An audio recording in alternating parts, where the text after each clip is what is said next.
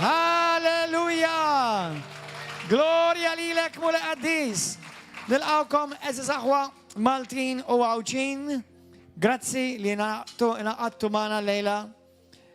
عبدو البيبيا في ايديكم.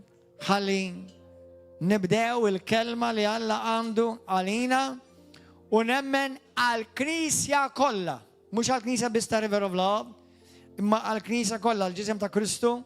سواء كنتش كاثوليكو، أرثوذكس، بروتستانت، إيفانجيليكو، كاريزماتيكو، بنتكوستالي، يا كنت تا جسو تحب الجسو، دين الكلمة هي عليك. كل حد يطلب معي استس ومن قلبك ادي الطلبة ورايا. مصير قديس كلمني الليلة من الكلمة قديس ديك. أعمل الكلمة ديك تنفذ لي قلبي مولاي.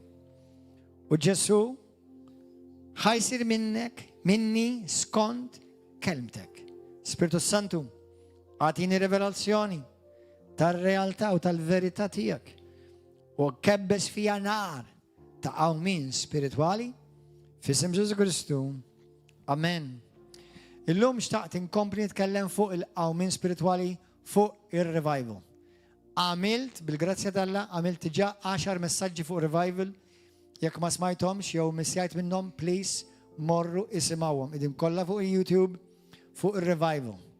على دوك اللي ما سمعتوا شيء منهم جاس خليني لكم زوجة فريد جو شفتيتها فريد باش نديكم ده شيء تبازي. الكلمة ريفايفل هي الكاروتسة تاعي. يسمع ريفايفل. الكلمة ريفايفل جاء من الكلمة ريفايف لتعطي الورا الحية. داك تفسر تعطي الورا الحية. في السكتورة عنا بوستا سكتورة سبيشالمنت سو في التسمية القديم وانك في التسمية الجديد فين يتكلم فوق ريفايفل. انك في التسمية القديم الله كمل ضربة يتكلم فوق البوبتيو اللي يرجع يجي لورا على الحية يرجع يقوم. علاش هيكله بزون يجي لورا الحية؟ علاش خفنا على الكام بمود جنرال يسيخو نستلا إموما ميتة سبيريتوالمنت اللي انت تتند بنيا وسيخ لها كنيسة اتس اوكي اما مش بالفورس اللي انت خاي. انا بوسطة كنيس انا بوسطة كريستياني مدور الدنيا اللي يستوي يتندوا بنيا إموما ميتين سبيريتوالمنت. داوك اللي هما ميتوا سبيريتوالمنت عندهم زون او من سبيريتوالي. pero mbagħad ukoll hawn dak li jgħidulu awakening. Bil-Malti xorta hawn min għaliex bil-Ingliż tgħidlu awake l-oħra revive. Imma awake jiġifieri li xi ħadd iqum ir-raqda. U l-Iskrittura titkellem fi ktieb tar-Romani kapitlu 11 li hemm bosta li daħlu fir-raqda spiritwali. Infatti anka skrittura oħra f'Efesin tgħid qum ir-raqda. Sfortunatament bosta Kristjani huma redin hawn. Meta jena u inti, aħna msejħin biex nkunu ħaġġiġa nar tal-Ispiritu Santu. Jkun kellek jena u inti nimmaġinaw. Li kieku l-Kristjani kollha jgħixu revived, jgħixu bħeġġa bin-nar tal-Ispiritu Santu. Li kieku vera l-Knisja kollha. Il-Knisja kollha ta' Kristu daw kollha li jgħidu jħobbu l-mulej. Verament, immaġina kieku x'jiġri Malta waqgħu x'jiġri mad-dinja li kieku l-Knisja kollha. Issir bħal dik il-ħuġġiġa tan-nar tal-Ispiritu Santu bħal ma naraw fl-ewwel kapitlu tal-Atti tal-Apostli. X'ġara? Id-dinja kollha semmet il-Vanġelu. Tgħidilhom il-ġurnata mhux kulħadd isema l-Vanġelu. Le mhux hekk. Li kulħadd sema l-Vanġelu li eluf ta' nies bdew iduru lejn Kristu f'daqqa waħda, magħmudiji fil-massa, mhux waħda. Nies jikkonvertu, barijiet, diskoteki jingħalqu. Għaliex? Ovvjament, meta inti tkun ta' Kristu mħeġġeġ bin-nar tal-Alla, m'intix ħadd fittex la droga, la sigaretti, la xorb. Fittexhom daw, daw jaqerduk. Jaqerdulek saħħtek u jbeduk mill-mulej. Apparti li ġeluk tinten. Tibda tinxtam tinten. With all due respect, it's the truth. Amen. Però llum ħanitkellem fuq xi ħaġa oħra. Kemm hawn minnkom tixtiequ revival verament? Onestament. Eżis aħwa ħanejdkom ħaġa. Jiena nemmen iktar minnkom u minni Alla jixtieq iġib revival. Però ħafna jixtiequ li ħadd ieħor iġibu revival. Għaliex revival jirrikjedi ħafna dbatija. Għaliex? In-nisa ħajfmuni iktar. Għax meta inti hemm revival, ħafna rwieħ jibtwildu fil-saltna. U meta inti għandek il-knisja tqila, ġifieri pregnant, biex iġġib il-ħajja tittaddi minn ħafna dbatija. U dbatija ħafna drabi, mhux għax ma tpejjibx u ma tuħux alkoħol ta', dbatija ta' li l-bniedem jiena u inti niġu rikjeduti xi ħaġa li ma nħobbux nagħmlu.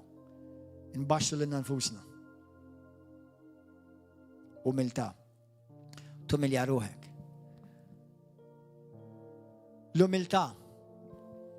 U meta jiena u inti nimxu fl-umiltà, umiltà ma jfissirx li jiena noqgħod ngħid ġieli qed tgħaddi mal dawk li intom ġodda u qatt ma smajtuni ngħidha. Ħafna meta jiena kont għadni reliġjuż, li kont minn għalija tfisser noqgħod ngħid jiena dudu, jiena ma jiena xejn, jiena ħmix tal-art, u mingħajr Kristu vera. Hekk int. U hekk jien. Ma jekk inti ta' Kristu inti la inti dudu laqqas inti ħmix tal-art. Inti ben is-saltna, ben is-sultan.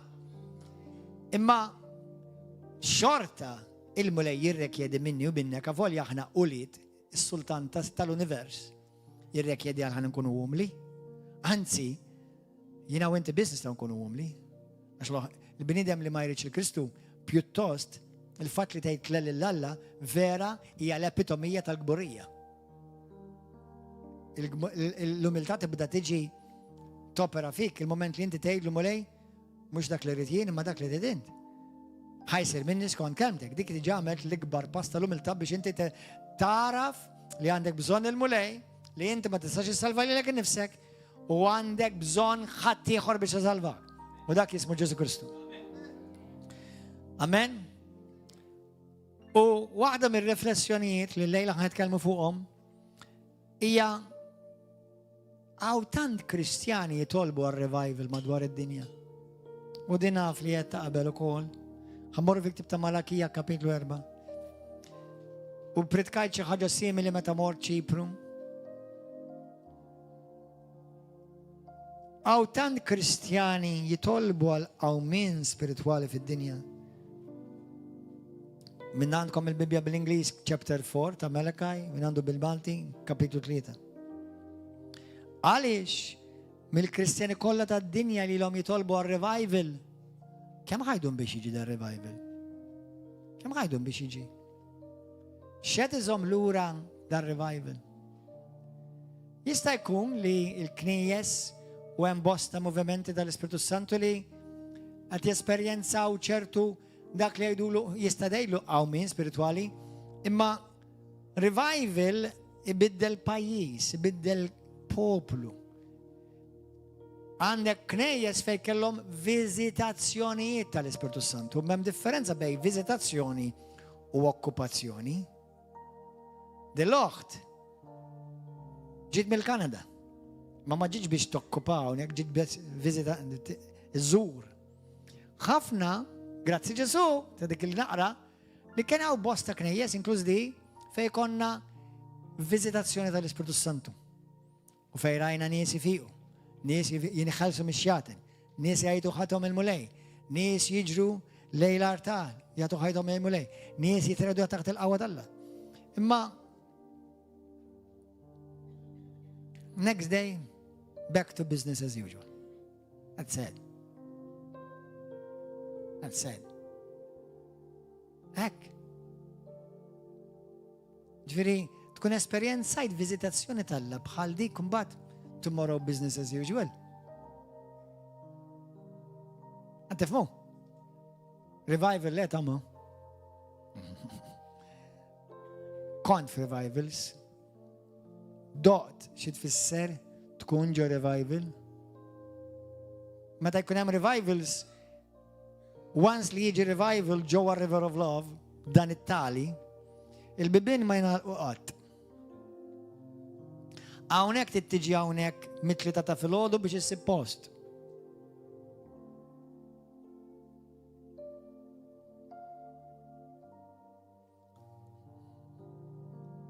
Immaġina the finger of God alla jgħid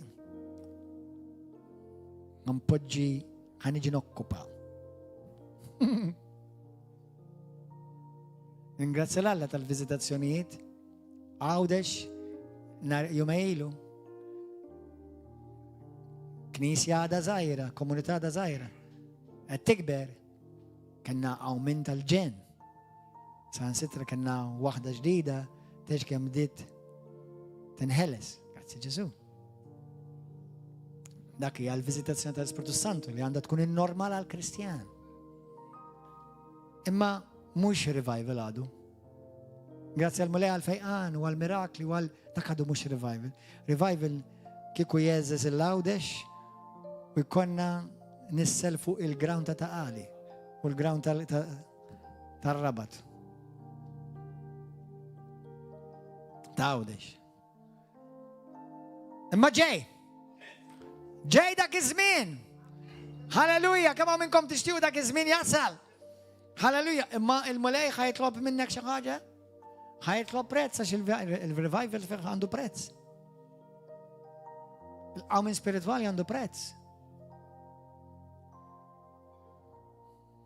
Halleluja. Morru fi ktib ta' Malakija kapitlu 3. Min vers 19 bil-Malti. From verse 4 in English. Kapitlu 3, Malakija, kapitlu vers 19.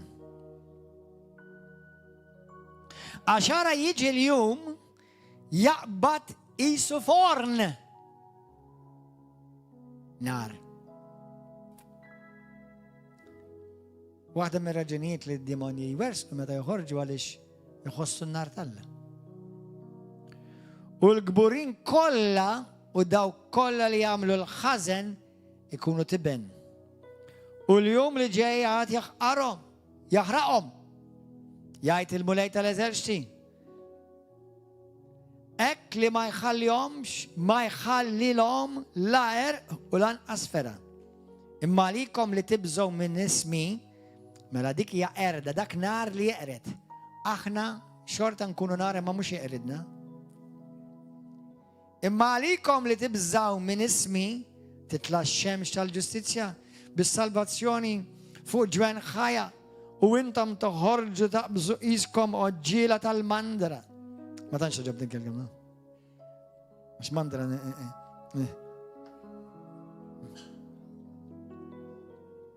Xi kultant il-mandra nara fil-kafeterja wara l kulħadd jala kien hemm mandra wara. U msikken dawk li jiġu jnatfu wara.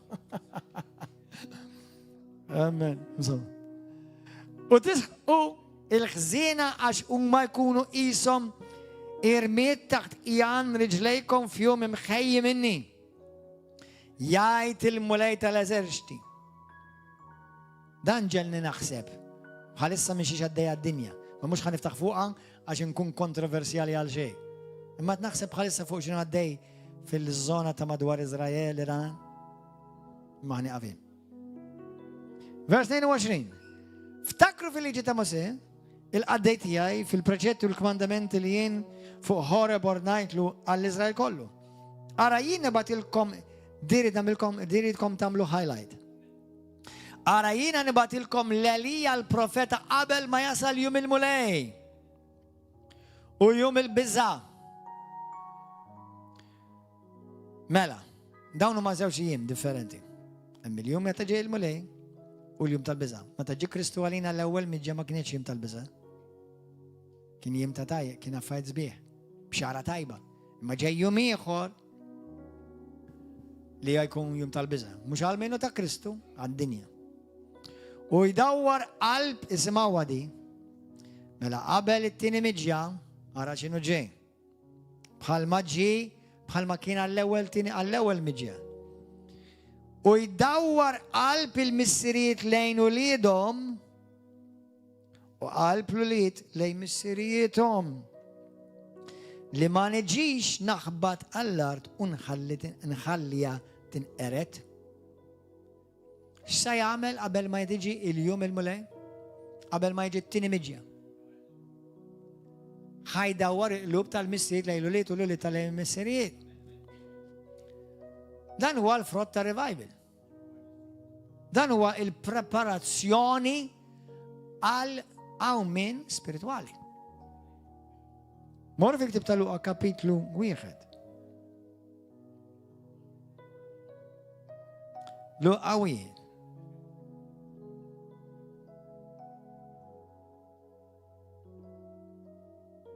Vers 17. ħanaqra minn vers 11. Huwa jreġġa lil ħafna minn Wlied Iżrael lejn il-mulejja tagħhom. U ġej qabel il-mulej mimli bl-ispirtu u l-qawwa tal-Għalija biex iraġġa l-qlub tal-missirijiet lejn l-ulied u lil dawk li ma jridux jobdu jreġġaħħom għall-għaqal tal-ġusti ħalli lesti poplu mħejji sewwa għal-mulej. Fl-ewwel miġja Elija fl-ispirtu ta' Elija ġej fuq Ġwan il-Battista ta' fuq di, sewwa. U ġej biex jipprepara triq. U ġej biex jiddawwar il-qlub tal-missirijiet lejn l-ulied. U l-ulied lejn il-missirijiet. Elija, jew kella Ġwan il-Battista, bl-ispirtu ta' Elija, xanda dal-klin. Restawrazzjoni. Rikonċiljazzjoni. Waħda mill-affarijiet li nemmen qalbi kollha li fil-Knisja madwar id-dinja ħafna minnkom li intom fi Kristu milkomx ħafna li intom l-unek tip ta' Kristjaneżmu li tafu bih huwa River of Love. Imma għal dawk li forsi jilkom fil-mulej li ħafna minnkom forsi mintom xek, imma jiena nisma l-istejjer meta jiġu bħalma kellna l-Apostle u l-Prophet Tommy Areomi, l-Evangelist il-ġimgħa l-oħra, Dr. Peter Gammons, li l-istess tejjer li ngħaddu minnhom pajjiżna Malta, inkluż River of Love, huma l-istess li għaddu huma. L-istess. U jekk intom rajtu l-intervista l-podcast li kellna jiena u Tommy Areomi, qedlu il-mulej ġili qedlu mulej, your bride is in a mess. ġiletu lek il-mulej. Lord, your bride is in a mess. Forgive me, Lord, but why is your bride such a mess? Thank God for the good things. Mux kollox ħażin. Grazzi mulej li hemm affarijiet tajbin u sbieħ. Ma kemmi diffiċli biex tara verament il-Knisja ħaġa waħda. Diffiċli. U nemmen waħda mir-raġunijiet għaliex dan għaddu ma seħħx. Imma l-mulej irid jiseħħ. U waħda mill-affarijiet li inti ħatamlu dan, muru fit-tieni Kroniki 7, skrittura li suppost tafuha bl-amment. Għaliex Alla qed ifittex lub onorabbli. Lub onorabbli. Kif nista' jien ikolli qalb onorabbli?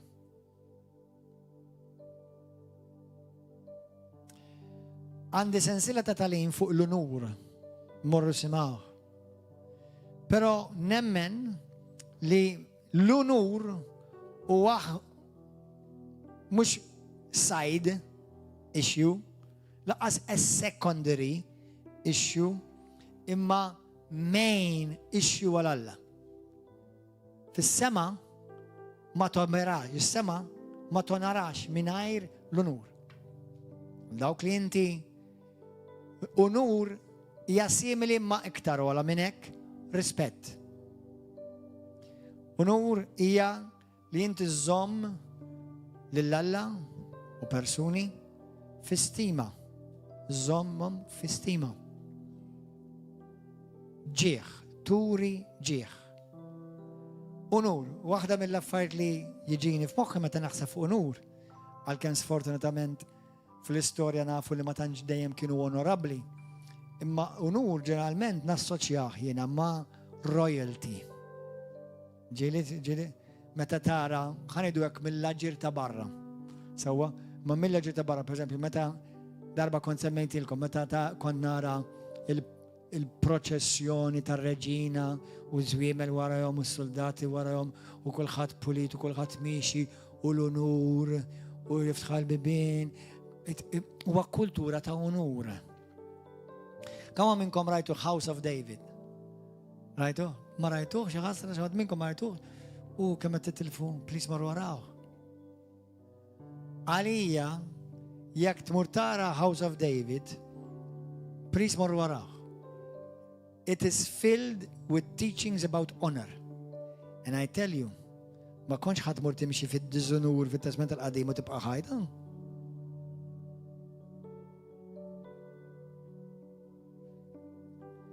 Il-protokoll fis-saltna, saħna nista saltna. Aħna poplu ta' saltna. Aħna suppost nies reali, l-iskrittura ktejt. Nies reali.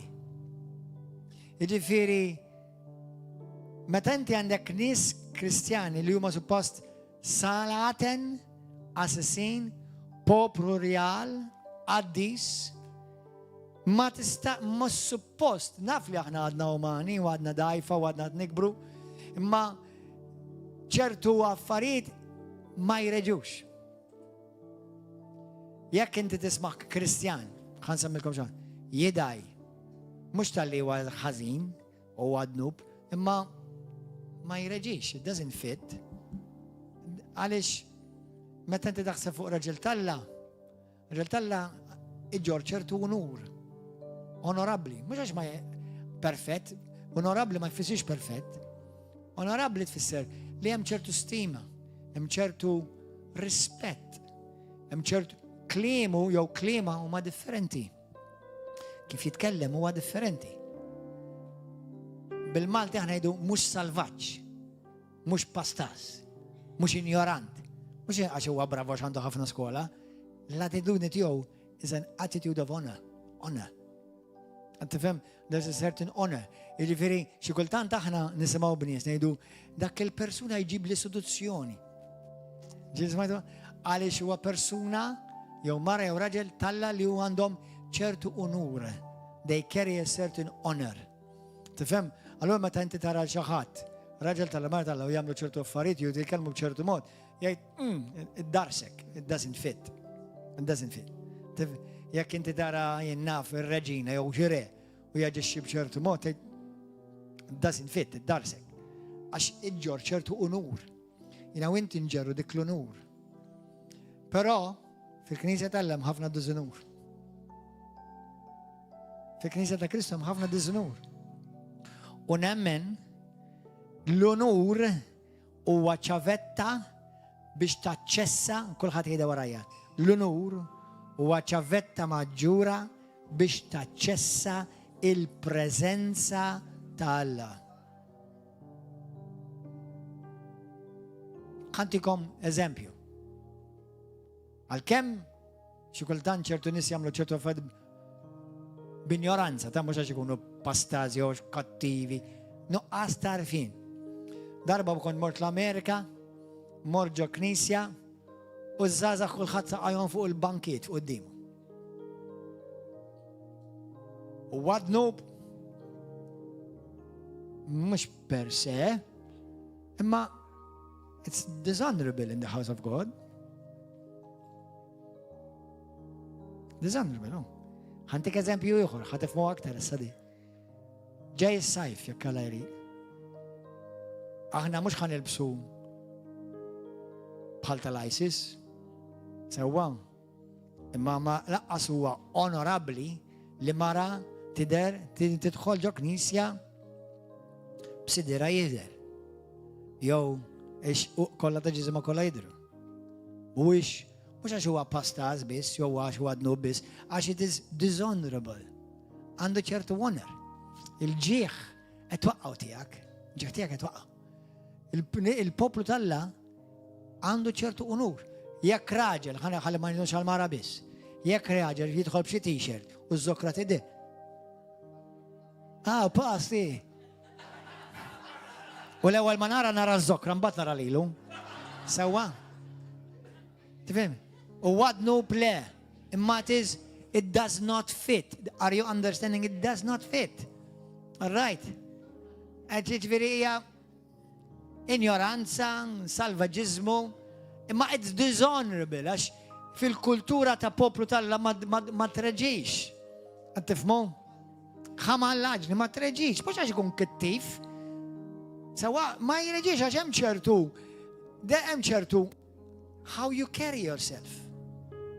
Tifmu? Meta jina ngħid il-brother please, thank you, mux għax bissa tinkun edukat, qed inkun honorable. Tifhem?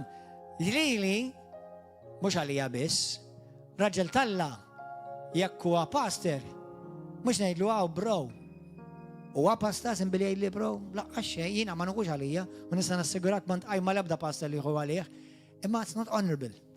Jekk inti jkun hemm prophet, ma tgħidlux, oh yo man, okay man. Mux ħajħu għalik. Kull ma nkwetta, kull ma temmet turi jew għandek nuqqas tarfin jew ignoranza, jew idnejblunga. Sawa, hemm ċertu honor.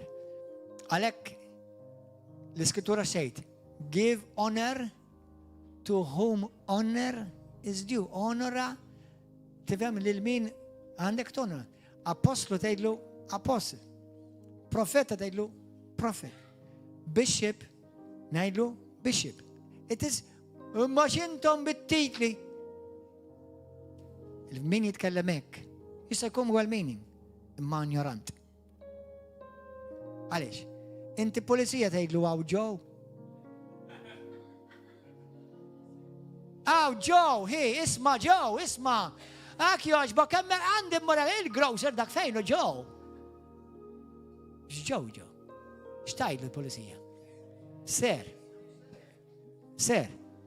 Mela taf tagħmel l-honor fejn trid. Inti t-teacher tal-iskola x'tgħidlu? Għaw Zepp kemm ħadd pjaċir fl-iskola. X'tgħidlu? Tgħidlu teacher, jew ser. Għaliex hemm affarijiet li aħna anke fil-kultura li mhux dejjem hija tajba f'Malta, imma grazzi tal-aħdejn oħrajn hija tajba wkoll. ċertu affarijiet nafuhom.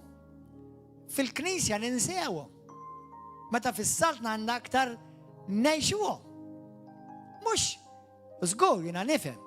Jekk xi ħadd huwa pastor, mhux it-titlu jagħmlu l-pastor, ix-xogħol li huwa jagħmlu pastor, mhux it-titlu. Sewwa, naf li hawn nies jgħidu jiena ta' tista' seħħli bismi. U bro, nista' nsemmek bismek, però ħanek ħaġa, illum itallimt li ma ngħidlekx bro mhux għalik, għalija. Għaliex jiena rridni xorta ngħix u nimxi bl-unur. Jekk inti tagħmel xogħol pastorali, ħanħalluha naqra barra dik suppost li tiġi ordnat. U hekk għandu jkun. Tiġi ordnat minn apostlu, profeta, u pastor, jew apostlu wisqof, tiġiva, tiġi hekk biblikament tiġi ordnat. Imma jiena ma bistadik. Dawk li ħajkollok miegħek mhux fuq probabbli ma jafuhom xertu affarijiet. Ma dawk li għandhom id-din fil-ġemma li għandhom lider hekk, inti xorta jgħidlu pastor. Għax qed jagħmel xogħol ta' pastor. Sewwa inti għall-unur tiegħek jgħidlu pastor. Għandek għaliex. L-Iskrittura tajt, Ġosu stess jgħid. Meta tilqgħu profeta, x'tieħdu? Ħlas jew reward, mhux ħlas, għax ħlas qisu pagament. Reward, premju ta' profeta. Inti x'titrid? Premju ta' Joe jew premju ta' apostlu? Jew nkella reward aħjar. Premju ta' profeta jew ta' Wenzu? Għalhekk inti dak għalhekk inħobb ngħidlek bl-Ingliż, what you respect is what you attract. Dak li inti tonora moħkmaw. Inti taċċessa. What you honor is what you access. Do you want to access Joe or the anointing of an apostle or the anointing of a prophet or the anointing of a pastor or the anointing of a teacher? Are you getting something? Ma menx dnub. You just were simply ignorant and dishonorable. For you. For me, jekk għamilta. Kem għal-bidu kont Kristjan, kont iżomma naqad diffiċli, kont inħoss naqas komdu. Bishop, bil-bishop, bil-bishop. Jina meta l-pastor tijaj ġi ordejn bishop, dejt inħoss stramba nejdilu bishop. Dom biex indewin. Għad miskin għad maqalli ġej, taġbiri. Sawa. Man bad rajt, bishop. Sawa. Sawa jekk inti tamel xol pastorali u għamil tamel u Alla fetaħlek bibien u sejjaħlek biex inti tella leaders, tiftaħ knejjes, tiftaħ missjonijiet. Allura ma dekx biss pasti. Tamel xol apostoliku issa.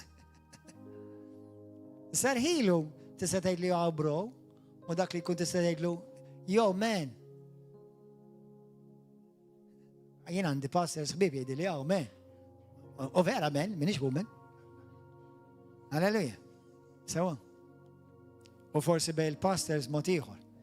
Imma għatintikom eżempji prattiċi kif jina u inti bħala saltna għanna n-operaw. Tgħid li għaxaw min jabbuża mit-titli. Mela s-suqx għaxaw min jabbuża bil-korozzi. Tużax iktar mobile għax min jabbuża bil-mobile. Toħroġ barra għaxaw min jabbuża meta joħroġ barra.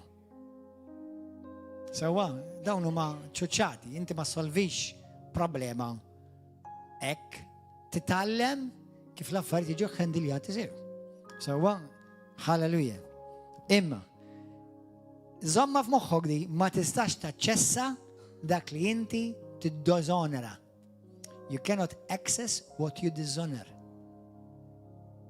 You cannot access the presence of God if you dishonor God. Ma tistax taċċessa l-preżenza tal-Alla jekk inti tiddizonora lil Alla. Jħobbok Alla, żgur.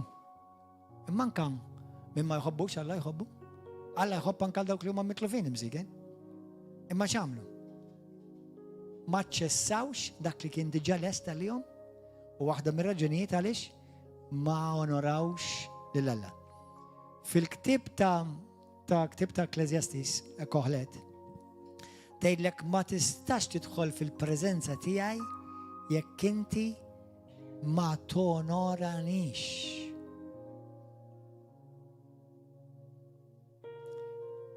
Vera Ġesuwa ħija il-kbir, s-salvatur tiegħi fejjaqni jipprovdi li proteġini, però huwa r-re. U l-qudiem re u għidlu għaw ġew. Jo għaw Charles, għaw Charlie. Peress li jismu Charles, il-re tal-Ingilterra. Imma ma naqbilx miegħu, imma xorta tittonoraħ. Inti ma tonorax persuna għax taqbel jew ma taqbilx miegħu. Tonora persuna x'inti m'intix ignorant. U tal-lim titfisser tonora.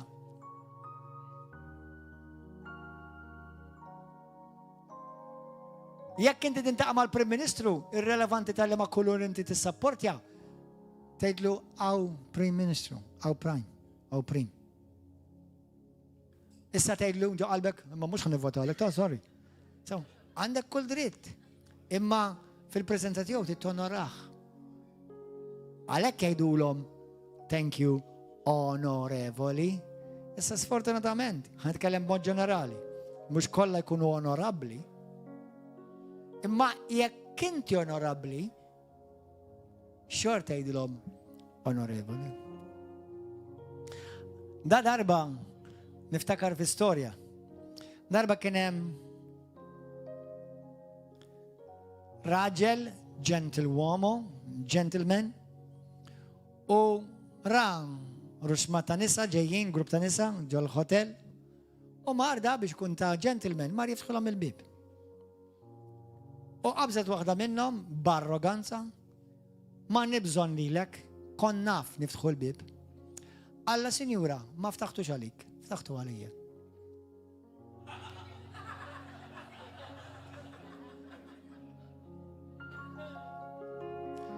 I opened the door because I'm honorable, even though you're ignorant. Do you understand? Għax inti ħadd ma jista' jħodlok l-unur tiegħek.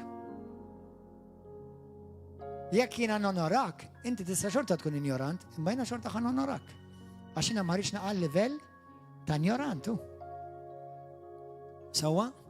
Halleluja. Grazzi Ġesu. U l-Iskrittura tgħidilna li aħna nonoraw lil Alla bla dubju. Għandna nonoraw in-nies ta' fuqna, anka tax-xogħol. Imma pastor xejn, qed titik ġob u qed titik paga.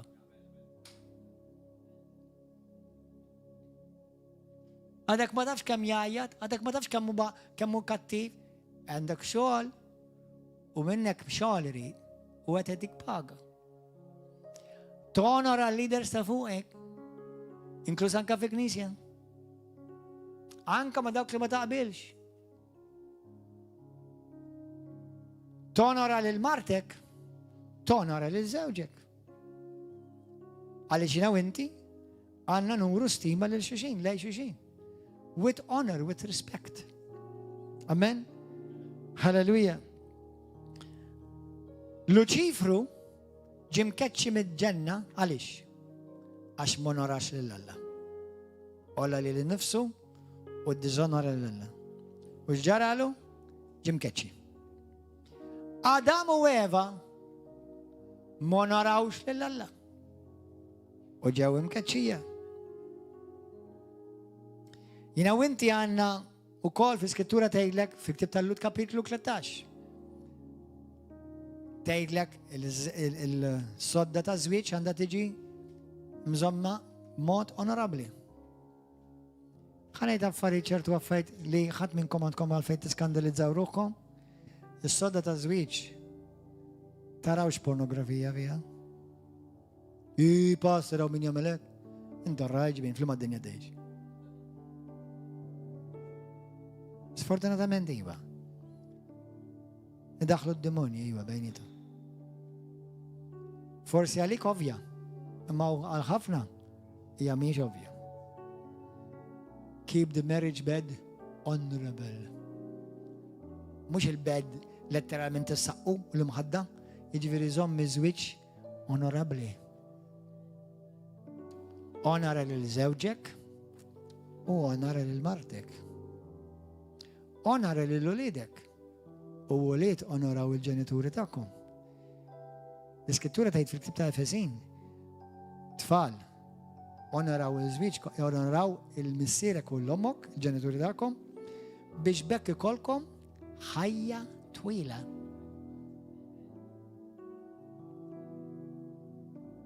Taf kemm hawn nies li kieku jitgħallmu jonoraw il-omma u l-missierek, pastor, kif nista' nomera dik? Ma ilma ommi kienet tiġri ma l-irġiel, nora. Mhux qed ngħidlek li tagħmel li tajjeb. Imma tonora għax lilek ġabetek fid-dinja reddatek. Tatek il-ħajja biex ħarġitek minn ġo ġisimha batiet żgur. Anke kieku xtratek b'ċesarja, xorta kellha tispiċċa tinqata' u tinfetaħ bera mħabba għalik. Tista' tonora.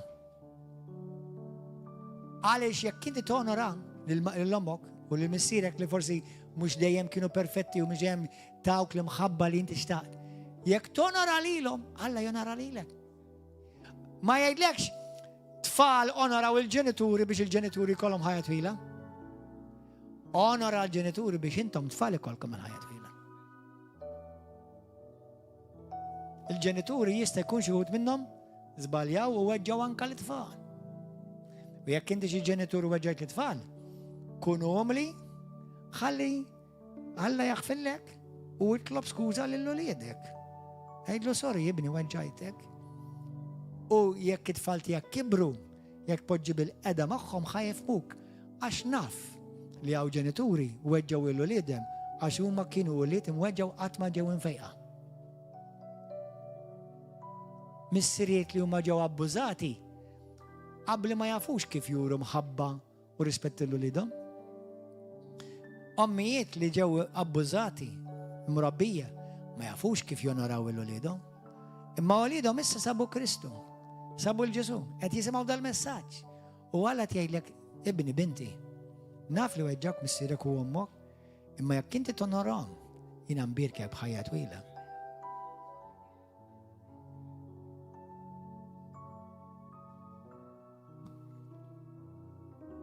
Min jaf kemm hawn Mart assoċjat. Mart assoċjat. Ma għax it-tfal iddożonoraw l-omhom il-missiera. Jekk inti tixtieq ikollok ħajja twila u inti qed tiżbalja ma' missierek u ommok, iqafilhom għal-ġid tiegħek mhux tagħhom għal-ġid tiegħek. U jekk huma ma kinux kapaċi jkunu dak li suppost kellhom ikunu, wis probabbli għax bħalma ġiljet jien, hurt people. Simple as that. Itlob għalihom. Għaw ġenituri li għandhom bżonn huma stess il-fejqan. Amen? Onora żwieġ, onora l-ġenituri tiegħek. Jekk inti trid ikollok suċċess fil-ministeru tiegħek, onora lil dawk li tellawk. Pastor faċli għalik tgħidha hekk. Hija faċli infatti vera. Infatti vera faċli. Min tellani lili qatt ma ħares leħ bħala l-epitomija tal-Kristjaneżmu da. Żball jagħmel ugu. Imma qatt ma ddiżirrispettajtu. Qatt ma qed kontra tiegħu jekk rajtu żbalja x'imkien. Qatt ma provajt inweġġgħu jew nħammġu u onorajtu. Xorta waħda. U jekk smajt paroli fil-vojt, bistalih. Fuq hekk nirringrazzja Alla il-legacy tiegħi is good quddiem Alla. Ħannonorah. Issa nirringrazzja Alla qatt ma rajt il-pastor tiegħi jew il-missi spirituali tiegħi jagħmel xi ħaġa ta' barra minn hawn, imma laqas li kieku.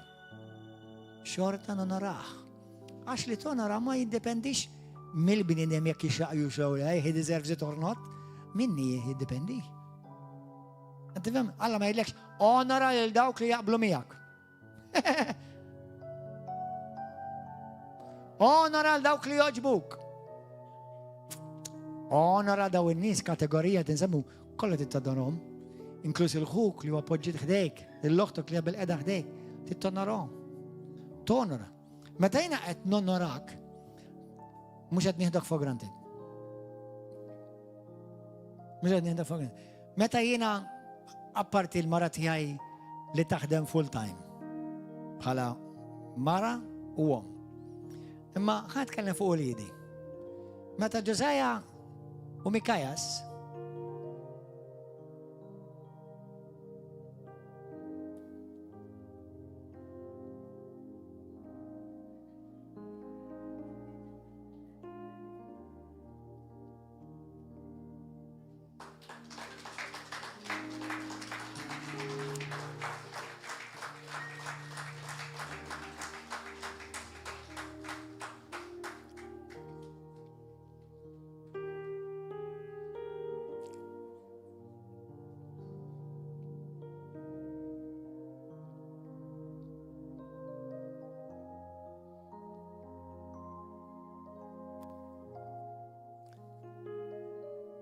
nieħdu pawza u nerġgħu lura wara reklami.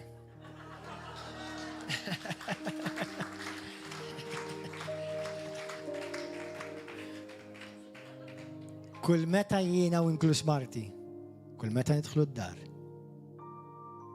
mhux il-qattus jiġi l-qani. X'm'għandix. Ġożaja u Mikajas jiġġieldu minn ħajja naqni l-ewwel.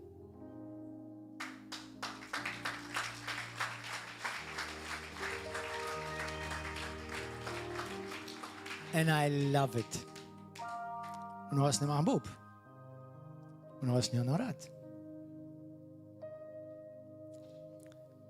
U inti tgħid li kemm nixtieq li kieku jiena kont imrobbi hekk. You can start today. Tgħid li forsi m'għandekx tfal. Mara u raġel, għamlu l-istess hekk. Kif jiġi żewġek id-dar. Mhux toħodlu ras minn fuq s'isfel għadu laqqas ħasel idejek u poġġa bil-qiegħda. U tibda tgħidlu l-problemi li kellek ix-xogħol. Jew matul il-ġurnata u x'għamellek il-pappagall u x'għamellek tal-hairdresser. Onoraħ. Jien għandi tradizzjoni. Kif nidħol id-dar, apparti li bdew janquni tfal, المرة تيجي تكلمني ودراوني issa ngħidulhom tuni ċans ħammur naħsel idejja. Dik l-ewwel ħaġa li nagħmel kif intu ħadha naħsel idejja. U t-tieni ħaġa jekk inkolli żarbu ġeneralment impoġġi xi ħaġa ħafifa, jekk ikolli xi ħwejjeġ naqra skomdi, inneħħihom u nilbes il-piġama biex noqgħod komdu. U mbagħad nieħu tazza te, di r-rotina tiegħi ta' kuljum. Insomma matul il-ġurnata mhux waħda nieħu naħseb xi tużżan. Dik hija d-droga tiegħi. Imma il-mara ħafna drabi tiġi u tpoġġi u nitkellmu. Irridu nagħmlu aktar, billi vitornat aħna tnej vera biżi. Biżi bit-tfal bil-homework, miskina, u jiena biżi b'rixmata nies jew ċemplugli, messaġġi nirrispondi. Imma dawn huma ġesti prattiċi kif inti tonora lil dak ta' madwarek.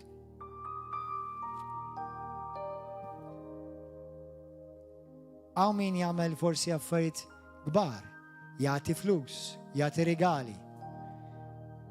M'hemm xejn jisbaħ l-ebda rigal ma jista' replaceja meta tfal tiegħi jiġu janquni u jgħiduli minn filgħodu sa filgħaxija madwar 100 darba kuljum I love you daddy. I love you daddy. I love you more. No, I love you more.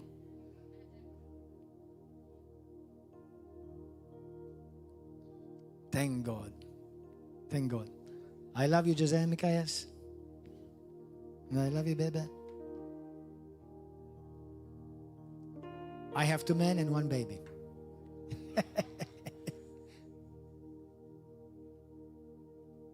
Amen. Ma ta' tgħixek, mhux għax ma jkollna sfidi u challenges bħal kulħadd. When you love, meta tgħix ħajja ta' unur, your house become the habitation of God.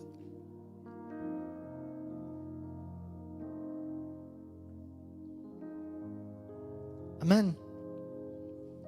2 Chronicles 7:14, naħseb tiġed biżejjed. Mhux veru ġed.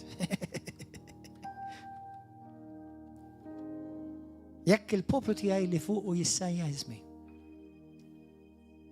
Jumilja ruħu. Ifittex wiċċi. Jitlobni u jdur mill-ħażin tiegħu. Jiena nismgħu mis-sema. Naħfirlu d-nobietu u fejjaqlu artu. That's revival, you know that?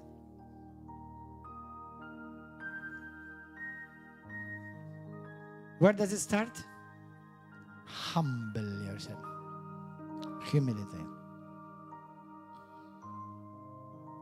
Jekk aħna rridu revival,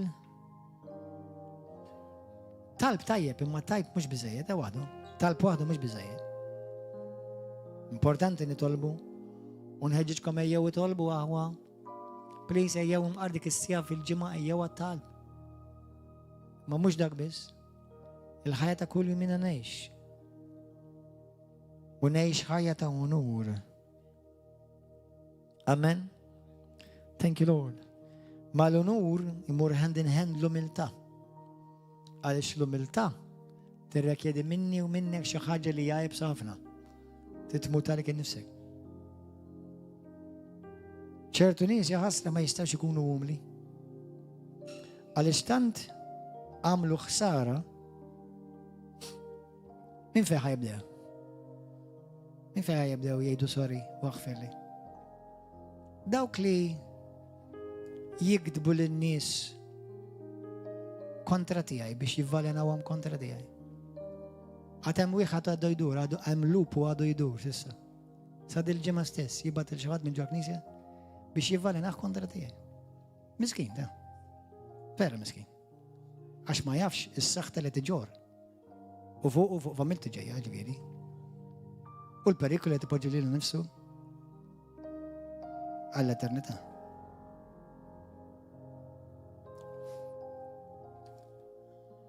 Il-muljet il-grazzja lilu u oħrajn bħalu. Bħalma l-ġimgħa l-oħra xi ħadd tagħmel lajja fuq il-Facebook bijaj li ħabbja ta' River of Love da minn ġi. Imma tlabnihom €700 kif ġew. U kull xahar tlabni €700. U l-payslip. U ċertu b'Sazzen għaw Malta, B'Sazzen, jibilawhom daw l-affarijiet. U jibilawhom. Imma għal dawk li għamlu daw l-affarijiet, kawer li huma, u għat jismu Fisher, ħuta tinten il-veri di.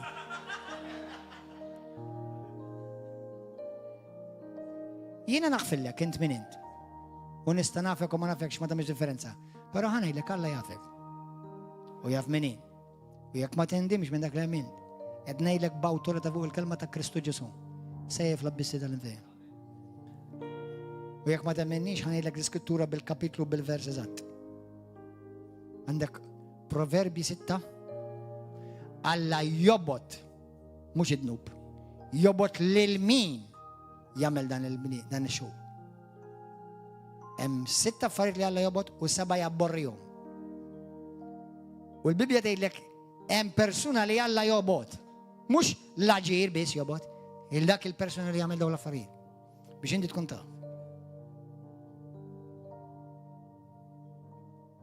Għal dawk li jieħdu peċir, jiċemplu n-nies biex jħamġu lili fajnejhom. Qed nwissik b'awtorità f'isem Ġesu Kristu. U xħut minnkom għamiltuha. U xħut minnkom li tlaqtu minn hawn għamiltuha, inkluż anke mexxejtu l-ħmiġ kontra tiegħi maċi mexxejja ġodda l-pajjiż. Shame on you. My prayer for you is that you will truly be humble, although I have my doubts how much you are able to do that.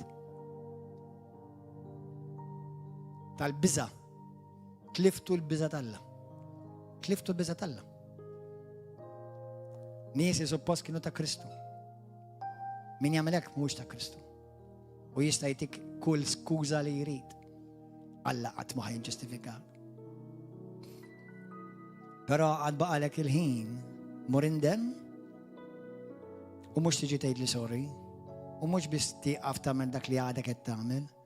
Ma' min kull min ħammixtni lili. Titmur tindem one-on-one magħhom. Bħalma kont kawer tibgħat il-messaġġi kontra tiegħi biex ħammiġ lili u r-river of love. Titkun raġel jekk baqalek naqru ġolija fik. Tmur tindem qabel ma tasal quddiem Alla mħallef ġust perfett.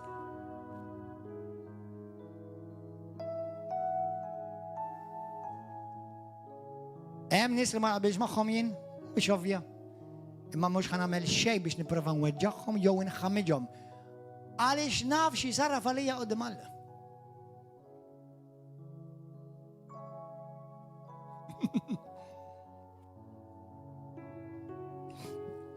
Halleluja. Però ċertu nies laqqas jafu li huma mikkulin blejra. They're eaten up with jealousy. And jealousy is the root of murder. Lejra hija l-erq tal-qtil. Forsi ma toqtolx fiżikament, ma dak la ġajja tagħmel, tipprova toqtol assassinju tal-karattru u tal-image ta' persuna. It's okay. Issa mur itlob. Għodu attenti, aħwa. Ħanaqralkom din l-iskrittura. Għal dawk li jixtiequ jagħmlu l-affarijiet sew. Fil-klib ta' Mikkija, kapitlu 6 vers 8. Jgħidlek il-profeta Alla, bniedem, Alla urik x'inhu tajjeb u x'jistenna minnek il-mulej. Li tagħmel dak li hu ġust.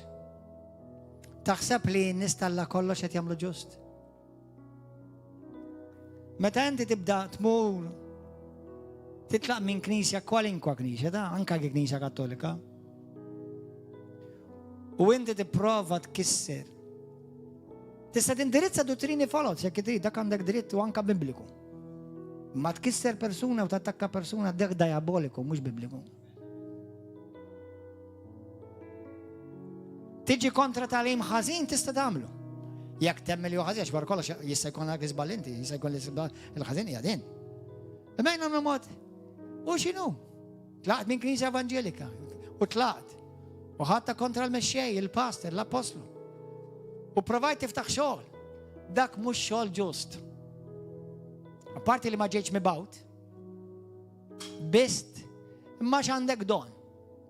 Imma ma jfissirx li għax Alla huwa fuqek u dilkek, Alla huwa f'dak li tagħmel. Remember that.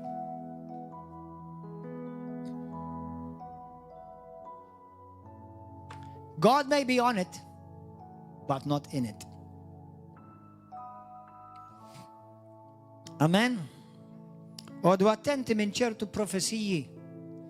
Meta jiena kelli profesija, mela jien kelli profesija, Alla ħajbatek lura Malta, u Alla ħajġib revival, u ħafna nies ħajersqu lej Kristu, u Alla jiftaħ. Meta kelli profesija ma qbadx ħadd kont tal-pastor tlaqt. Stennejt.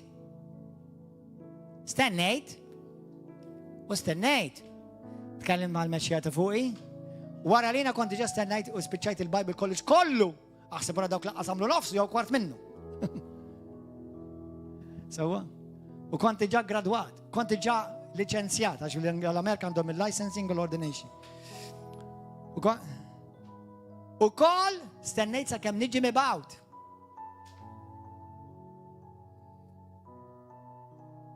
They have a gift. Bħalma qal il-profeta Tony Araumi. They may have a gift, but they don't have government. You want a word of love? Love them, but have nothing to do with them. Until and unless they make things righteous. Jagħmlu l-affarijiet ġusti. Ħantikom eżempju biex tifhmuni sew. Jekk jiena l-raġel miżewweġ u naqbad mara minn hawn single jew miżewġa ma tagħmilx differenza u mor u naħarbu, morru naħarbu flimkien u nibdew familja. Intom x'tgħidu? Ara how sweet, kemm iħobbu l-xulxin, jekk tgħidu? Kemm huma loving, jekk tgħid kieku int? Le, għalix le. Għat ma jisir okej wara xi ftit. Ġifieri għam mbagħad nagħmlu l-babies flimkien. Daqshekk, suppost issa okej, għax issa minna l-babies flimkien. Mhux tajjeb ukoll xorta? Meta bniedem qiegħed f'adulteru, għejdli f'liema punt isir quddiem Alla okej. Intom qed taqbdu xi ħaġa jew? Qatt.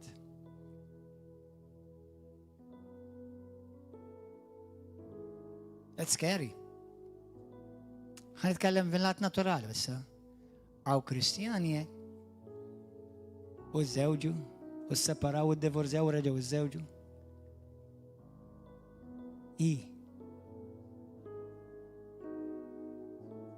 Ħansemmiha di għal dawk li huma il-vittmi. Jekk inti mara, ir-raġel tiegħek mar ma' nies oħra, għali bilek ma jridx jaf, tajtu ċans, ma rridx jindem, telaq ċaw. Inti l-vittma, inti tista' terġa' tiżżewweġ.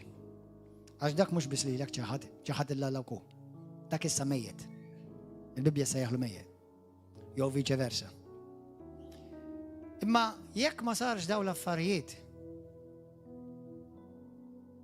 u m'hemm l-ebda skuża, ġast sempliċi għax m'għandniex inħobba, għax m'għandniex inħobbu, għax m'għandix feelings, għax sar qisu hija u saret qisha oħti.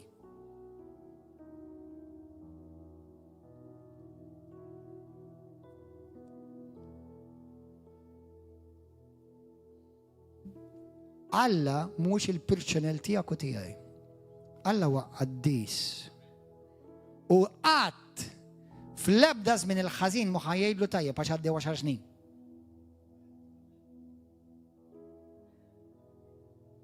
Jew għaddew sentej. Jew għax sifirt u mort l-Awstralja issa inti taħseb li Alla ma jarajix l-Awstralja.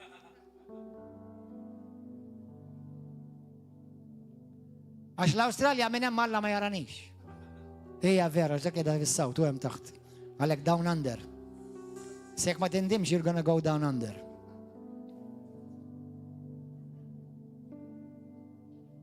It's gonna be tough. It's gonna be a scary day, judgment day.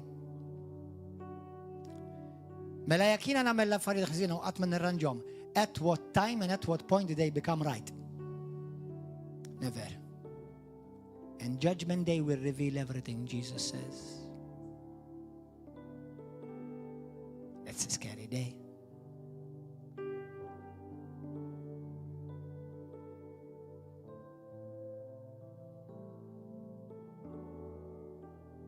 البروفيت طلع قال لي امنيس ومين وسميهم لي that they are building unrighteously.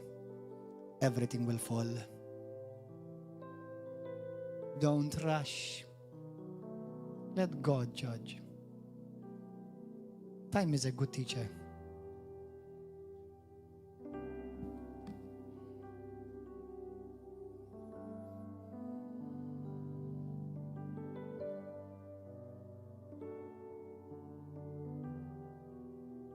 كم صار خسارة؟ كم صاروا خسارة في الباسات؟ وقت يرجعوا يصيروا. استوت البنية ديك سفرتنا تمام. ناس اللي ما عملوش الأفكار يتساووا. الزواج يتكسر. أطفال يتكسروا. ديفورسيو. مرت. منستيرو ملوء. كنيسة اللي انفتحت خزين. ورفتي تسبتشا. الناس اللي جابوا لي المولاي that's scattered. No more. Jesus says جزء هنا بعدكم بيش انكم تعملوا فروت وفروت لي يبقى and فروت temporary. افتكروا خدك.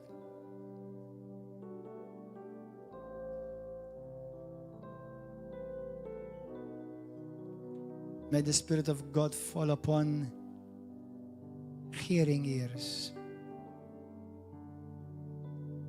I say in the mighty name of Jesus, the Spirit of the Lord says to you, make things right.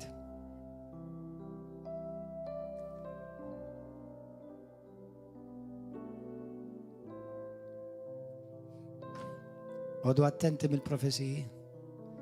Number one in prophecy اللي يكونوا just هتيد أولادك اللي أنت تعرف اللي تسمع وأنت دجات تلومبيا. هذا من البروفيسية جاي. والتاني in prophecy اللي يصير يكونوا كل جاي من لادو بيش ينفح لك راسك. السبيرتو فاميلياري حافنا بقريسانا ما يرياليزاوش. السبيرتو فاميلياري ينستمع فاميلياري ماشيش. مياك وانكا سيميلي حافنا دال السبيرتو سانتو. البروفيسيا شاملتك. جابتك اكتر أملي سطمس يونف ختك and puffed you up.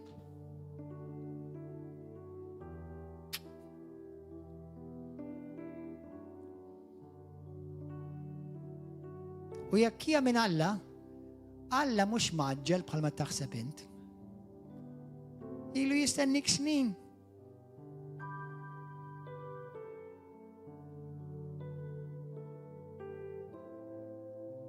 This is a message of mercy for many.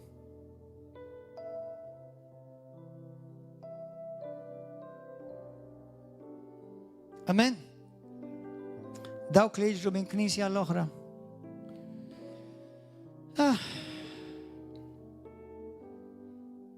ياك انت تفتش كنيسة بيرفكتا forget it. ياك تموت شي واحدة بيرفكتا وتحسب ليها بيرفكتا المومنت اللي تدخل جو فيها انت ما تبقاش بيرفكتا.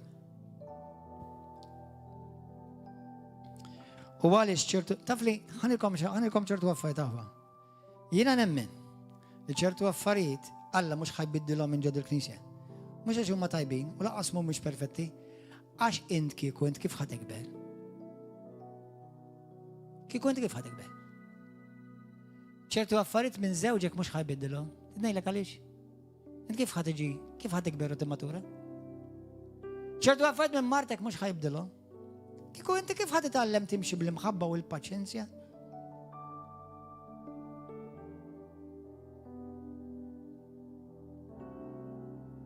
عليك دولة فريق لي على يوزا بشليلك يترانسفورمك. مش بالافكار طيبين عشان تنفتش لي يمكن فين كون كومدو مولا ديرة اقبض دكتشر خو تكيلا البس بريتا وقدام وكل بنانا يو بنانا سبليت. دا كومدو مش كريستيانيزمو هو صليب. Kristjaneżmu mut għalik innifsek. Iġħad li l-ek innifsek. Erfa salibek. U imxi warajja dak il-Kristjaneżmu.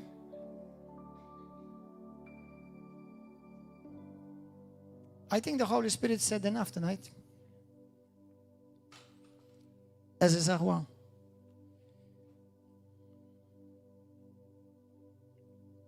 Jekk jiena u inti ridu nikbru fil-qawwa talla, fil-anointing, ftakkar kif jiġi l-anointing, iż-żejt, bit-tasir. Iktar ma inti tiġi masur u tibqa' taħt li masar, iktar ħajoħroġ żejt minnek. Tidnejlek li ma l-iktar nis anointed li tqajd miegħi f'ħajti jiena magħhom. Bisseta tnejlek, ara l-bibja. Mhux li libis, ara l-bibja. L-iktar nis anointed li jiena qajt magħhom f'ħajti huma l-iktar nies li ġew ippersekwitati, majra, attakkati u baqgħu ħelwin f'qalbhom. Ma gergrux kontra Alla, ma attakkawx il-dak jew il-dik, baqgħu ħelwin. U jidħlu huma u jidħol Alla magħhom. That's anointing. Because they were stayed. They were put. They allowed God, ħallew l-Alla, jiskwizjom. Uża l-oħt, uża l-ħu, uża d-dikin, uża l-elder, uża l-pastor, uża l-apostlu biex jiġu skwizjati. Masurin biex joħroġ iż-żejt. Ħalli tkun tista' tkun Kristu ieħor għal din id-dinja. Halleluja. Grazzi Ġesu. Ejn nitolbu. Ejn baxxu rasna.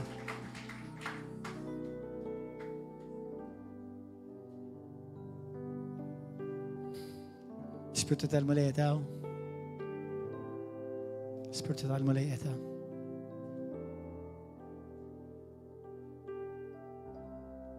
Tonara ħillalla inti. Tonara il-martek, il-żewġek. Tonara il-ulidek. Tonara lil-dawk li ma ta' fuqek fuq ix-xogħol tiegħek. Tonara lil-missierek u l-ommok spirituali.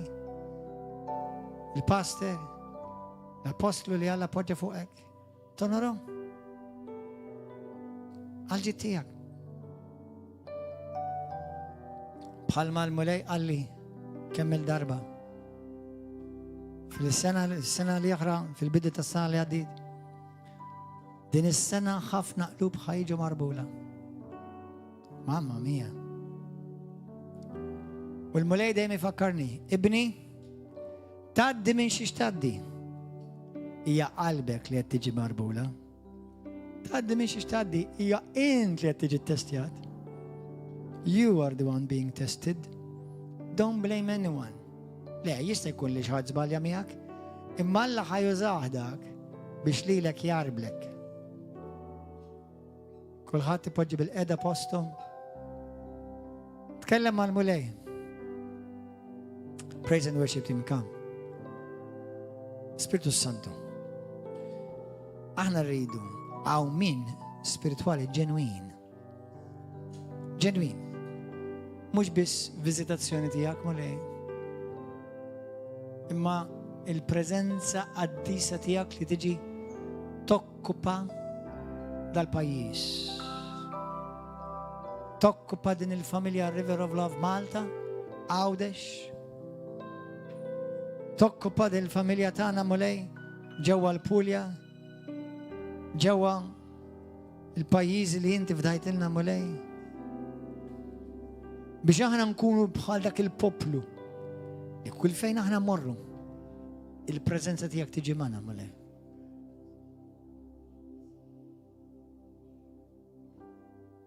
Tkellem mal-mulej.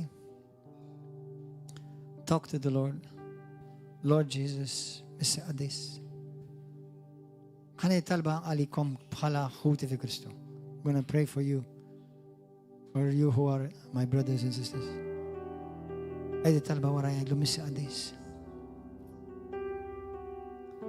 ما مش شيء مخبي قدام عينيك. شيء.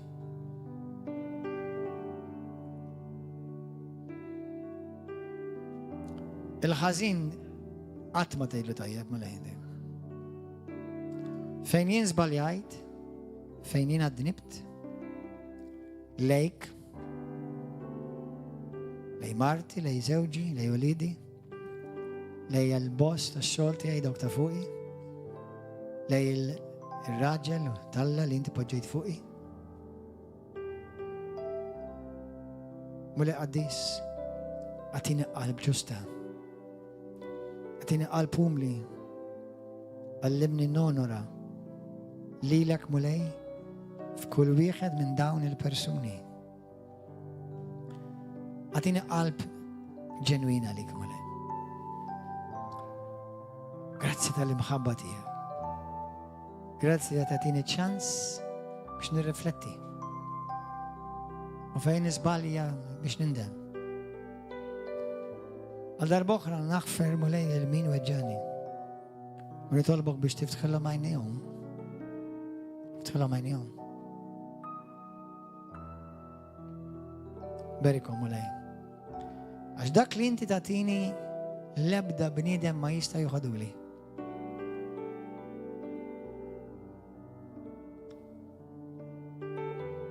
أعطيني القلب تياك مولاي. في الاتيتود تياي. في الهميلتà تياي. علمني نونورا داك اللي أنت تونورا. جسو مولاي تياي وولا تياي. أعطيني قلب لترفلت لي لك. قلب نتخبى بالسس تخبيطة قلبي. جيب أو من سبيريتوالي مولاي فوق حياتي فوق الفاميليا تياي فوق الكنيسة اللي انت بوجيتني فيها فوق البوبلو كله تياك تمالتا واودش. جيب أو من أنفخ بالسبيريتو قديس تياك مش بس فيزيتاسيوني ما أوكوباسيوني. نعرف مولاي اللي من الكلمة تياك لا دوني لا الميراكلي يولد كتشيات الشياطن ما يمبرسيوناوك. الكم نرنغراتسياوك مولاي تداون الكاريزمي مالين تتفتش مولاي قلب فيرامنت عليك فين ينا مش قياد في الساو وريني. Grazie انتي توري لي يخنينا ولا واقفين وتيني نالب داك لي هو تنتاتسيوني عليا مولاي. نالب زبالي ما نربطيهمش. سبيرتو قديس سبيرتو سانتو انفخ فوقي سبيرتو قديس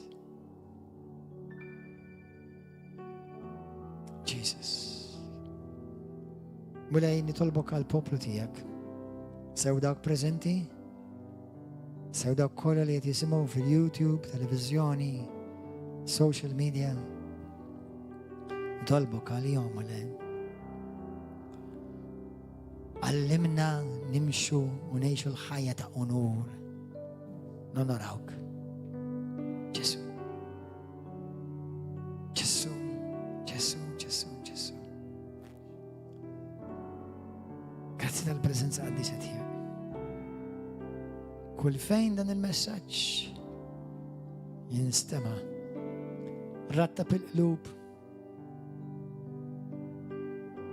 رتب القلوب.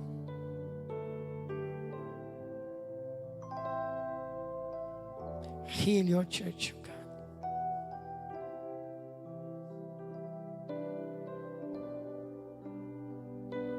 Heal our land. فيقلنا على الأرض الملاي.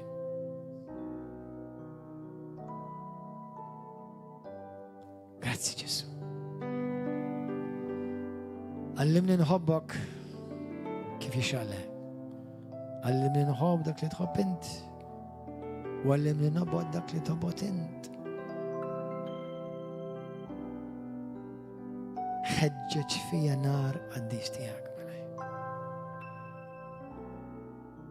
طلبك على دوك اللي تبادوا منك من حب عاس الذنوب تا الدنيا سكاندلي دوك اللي تبادوا منك ملاي انفخ بالسبيرتو قديس تياك فوقهم جيبهم لورا ليدان دار المسير Jesus جيبهم لورا ليدار المسير ملاي دوك اللي انت فيقت دوك اللي انت خلصت مشياتن دوك اللي انت بدلت لهم حياتهم وما نساو شمت معهم ملاي جيبهم لورا ليك قيمهم من رقدة الموت جيبهم لورا ليك ملاي ادفع السبيرتو تا ريستاوراسيوني فوق الكوبي من الزوجة فوق لوليت جيسو جيسو عليك شيء من possibly grazie mulai le smaitna un amen lianca essa stess Spirito Santo يخدم في القلوب Hallelujah thank you Lord let's sing this thing softly let's sing it Sei il mio popolo sul quale è invocato mio nome. Take that voice for more there, please. Si umilia, prega, cerca la mia faccia e torna indietro. Dalle sue vie malvagie, dalle sue vie malvagie. Li ascolterò dal cielo e perdonerò il suo peccato e guarirò. Let's all say Io lo farò. let's lift up our hands Io lo farò. Io ascolterò dal cielo e perdonerò il suo peccato e guarirò il suo paese. Io lo farò, io lo farò. English if my people call by my name will humble themselves will call upon me pray unto me and I will hear it.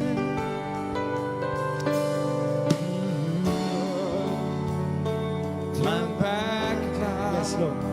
from the wicked way. Hallelujah. Then I will lend from heaven, and I will forgive all of the sins, and I will heal all the land. This I will do. This I will do. If my people, those called and chosen by my name, hallelujah, yes, Lord, will humble themselves and pray to me, seek my face, turn from the sins. pray to me and turn to me, says the Lord. Turn to me and pray to me, says the Lord. From heaven I will hear their prayers, and I will forgive all the sins, wickedness, and I will heal the nations and lands.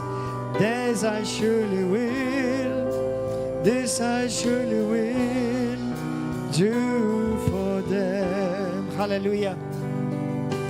If my people who are called by my name will humble themselves, they will turn to me and pray and turn from their wicked ways, then I will hear them from heaven, says the Lord. I will forgive their sins, and I will heal their land. Thank you, Holy Spirit. Lift up your hands. Holiday come lay, just pray in the Holy Spirit. Sikera babobru shindere do sota. Sayara ramandoro robo siria narabo. Sikinara rabo sondara ramandiri so. Heal broken hearts, oh God. Heal offended hearts. Feia loop mulei. Offenduti. Feia loop wedja. Lord, come down with power, with occupying presence. Inzal mulei bil-qawa tijak. Prezenza li tokkupa mulei dan il-post. U l-post titolar tali kolla ta' River of Love. Hallelujah. Do you have a worship song we can sing together, brother, in English?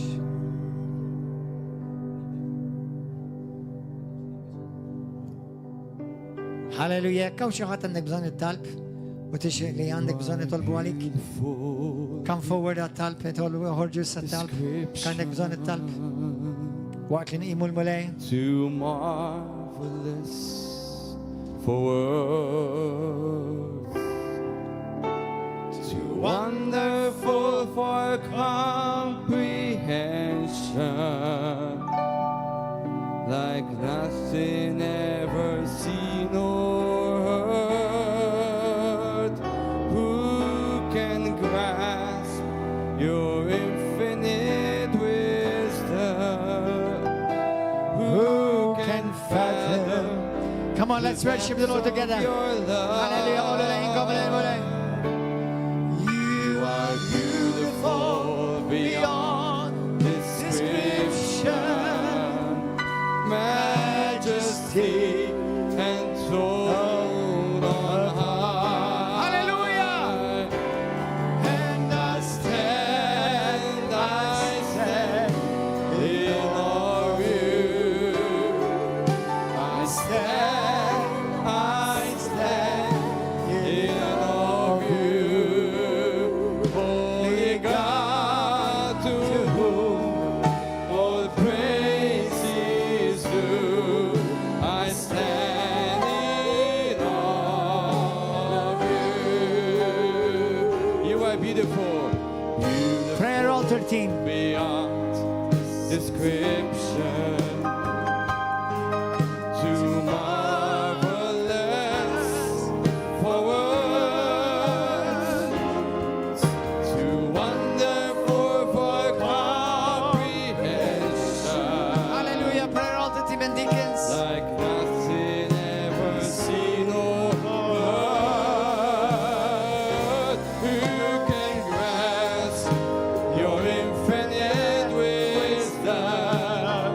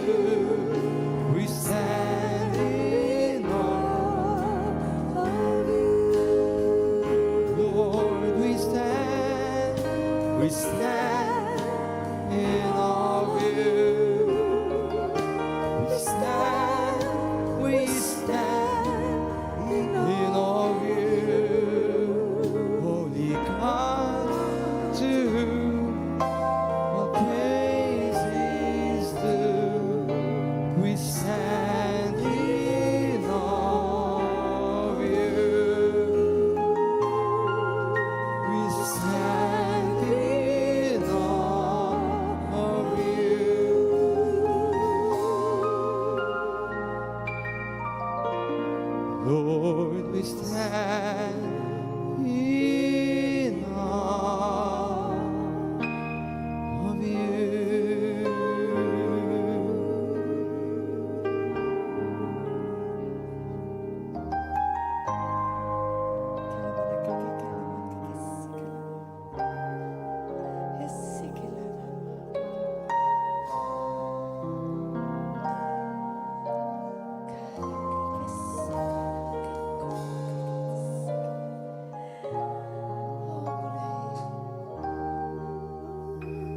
Okay, we can go off YouTube. God bless you, YouTube audience. God bless you. See you tomorrow morning. Hallelujah.